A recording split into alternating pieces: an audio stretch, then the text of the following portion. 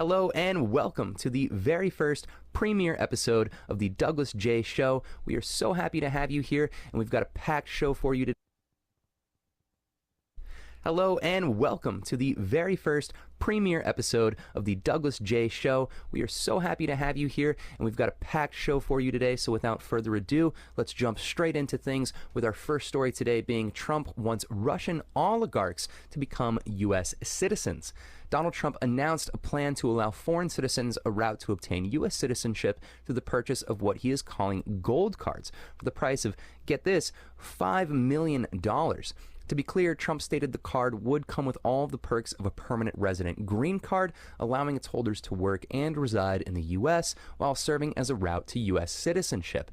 This comes as the Trump administration plans to terminate a similar program titled the EB-5 Immigrant Investor Visa. Notably, the EB-5 program required its holders to invest an amount of between $800,000 and $1.05 million into American businesses directly that create at least 10 jobs per investor.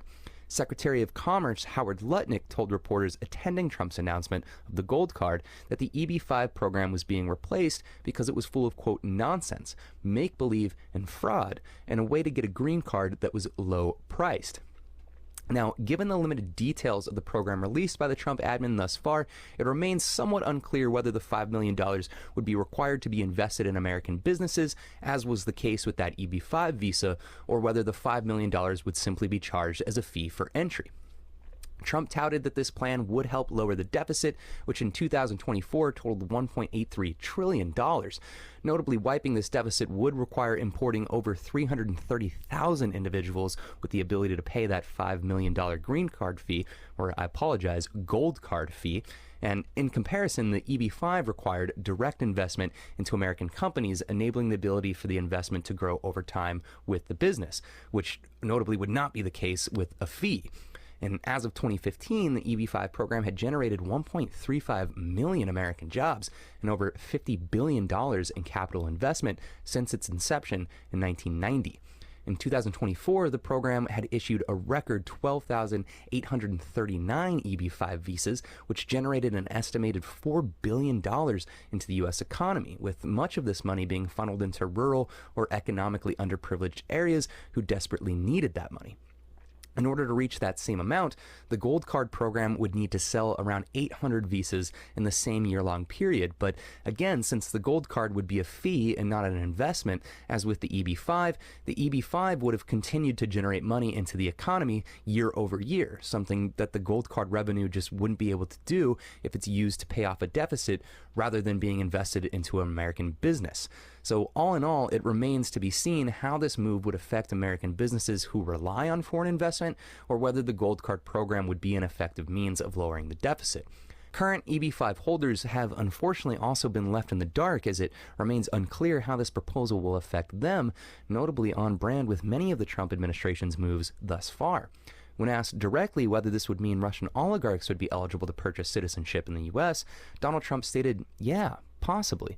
Hey, I know some Russian oligarchs that are very nice people. It's possible." And this comes after some Republicans in Congress have sharply criticized the Trump administration's choice to side with Russia in a UN resolution regarding the war in Ukraine, with Senator John Curtis, a Republican of Utah, writing on social media that this posture is a dramatic shift from American ideals of freedom and democracy, saying he was deeply troubled by the vote and that it had put us on the same side as Russia and North Korea. And with that, we have our next story. WaPo editor resigns over Bezos policing of opinion section.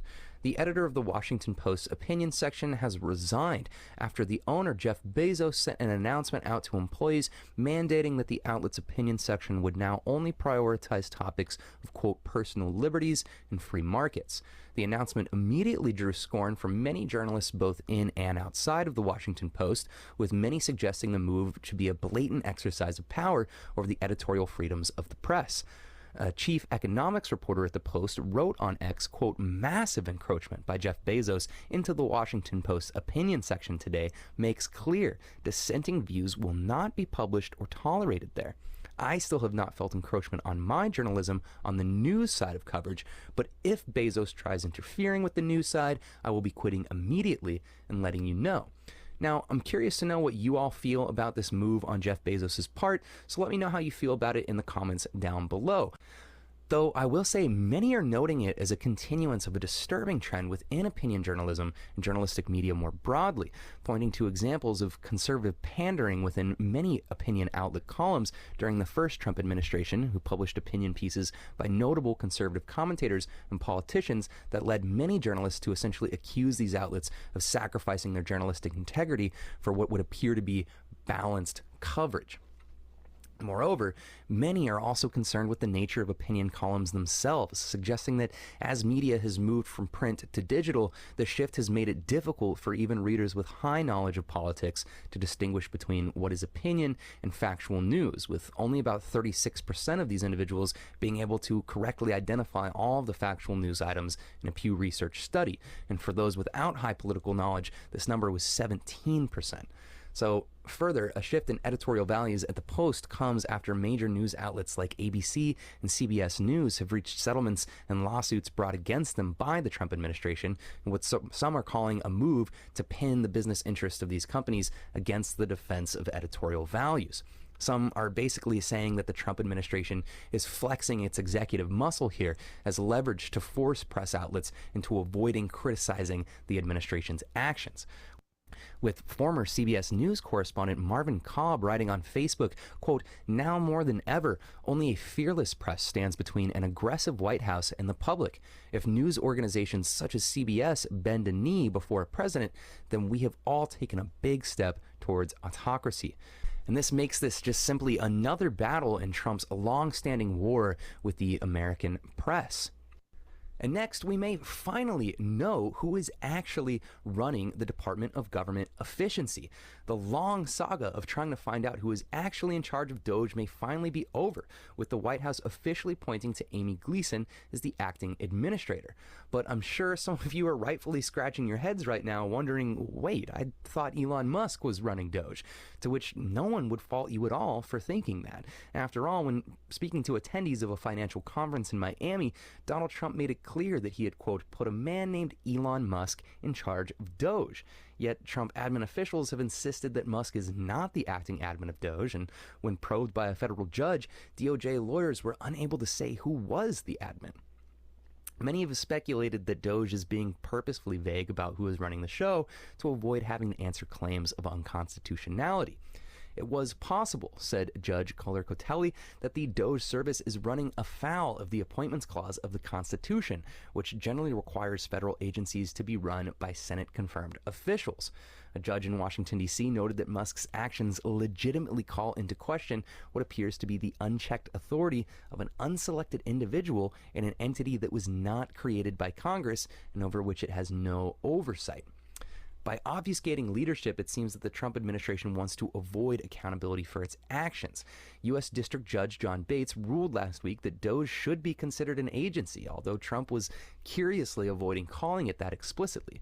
Bates wrote, quote, "This appears to come from a desire to escape the obligations that accompany agencyhood, such as being subject to the Freedom of Information Act, the Privacy Act, and the Administrative Procedures Act, while reaping only the benefits."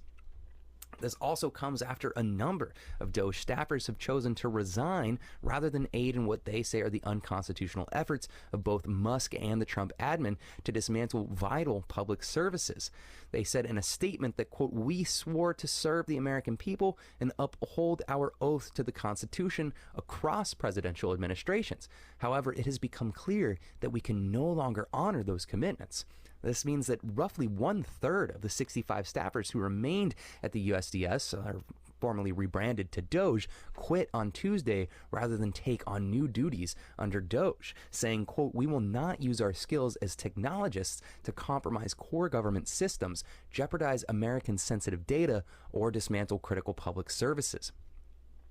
We will not lend our expertise to carry out or legitimize DOGE's actions." Now, as if questions of unconstitutionality were not enough on their own, Elon Musk is also drawing attention for glaring conflicts of interest as his company SpaceX is posed to take a $2 billion contract with the FAA to modernize the air traffic control system.